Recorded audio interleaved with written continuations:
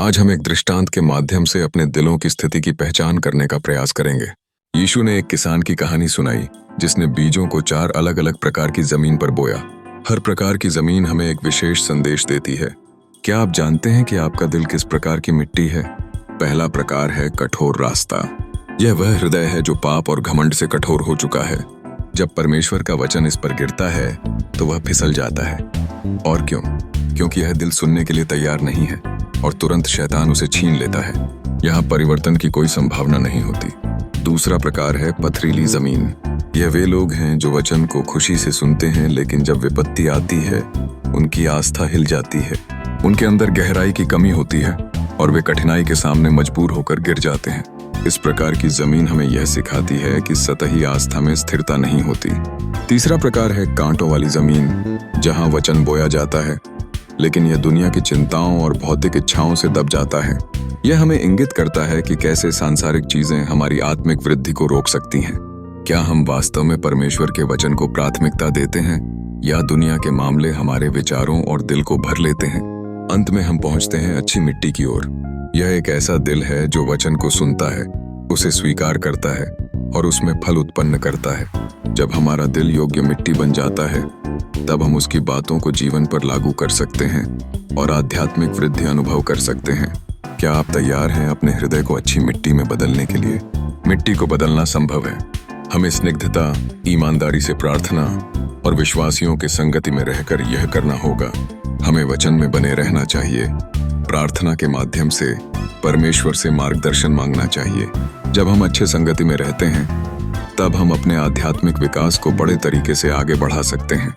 हर एक बीज की कहानी एक महत्वपूर्ण चुनाव का हिस्सा है। तो चलिए हम ये सोचें कि हम किस प्रकार का दिल हैं और उस पर कार्य करें। आइए हम सभी खुद से यह प्रश्न करें, क्या मैं अपना दिल परमेश्वर के वचन के लिए खोल सकता हूँ? आइए अब एक छोटी सी प्रार्थना करें और परमेश्वर से अच्छी मिट्टी बनने के लिए मार्गदर्शन मांगें। हे परमेश्वर, हम आज आपकी उपस्थिति में आते हैं। आपके दयालु और प्रेममय स्वभाव के लिए धन्यवाद करते हैं। हमारी प्रार्थना है कि आप हमें वह विलक्षण दृष्टि दें जिससे हम अपनी आत्मिक स्थिति को समझ सकें। जब हम अपने दिलों की गहराई में उतरते हैं तो हमें पता चलता है कि हम में से कुछ कठोर हैं। हम प्रार्थना करते हैं कि आप उन हृदयों को कोमलता से छू लें जिससे उनमें प्रेम और सहानुभूति का बीज अंकुरित हो सके। कुछ लोग कठिनाइयों को देख रहे हैं। कृपया उन्हें आपकी करुणा और सामर्थ्य का अनुभव करें। उनके डर और आशंकाओं को आपने अपने पास लाने की आवश्यकता है। उनके अभावों को पूरा करें और उन्हें यह विश्वास दिलाएं कि वे कभी अकेले नहीं हैं। उनकी आत्मा को आशा और उम्मीद से भर दें। हम उन लोगों के लिए भी प्रार्थना करते हैं जो सांसारिक दौलत और इच्छाओं में उलझे हुए हैं। प्रभु, उन्हें सही मार्ग दिखाएं जिससे वे इस भौतिक संसार की मोह माया से ऊपर उठ सकें। उन्हें अपनी आध्यात्मिक यात्रा पर ध्यान केंद्रित करने की प्रेरणा दें जिससे वे आपको और आपके वचन को अपने जीवन का केंद्र बना सकें।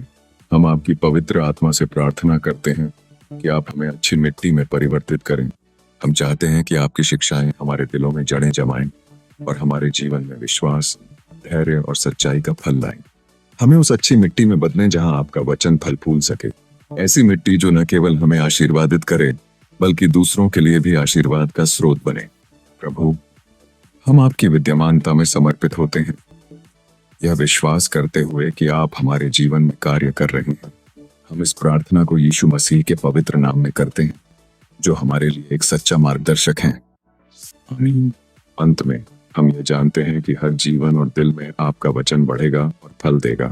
हम तहे दिल से चाहते हैं कि आपका यह अमूल्य बीज हमारे भीतर बोने वाला बने जिससे हम आपके राज्य में अनंत काल तक फलते फूलते रहें।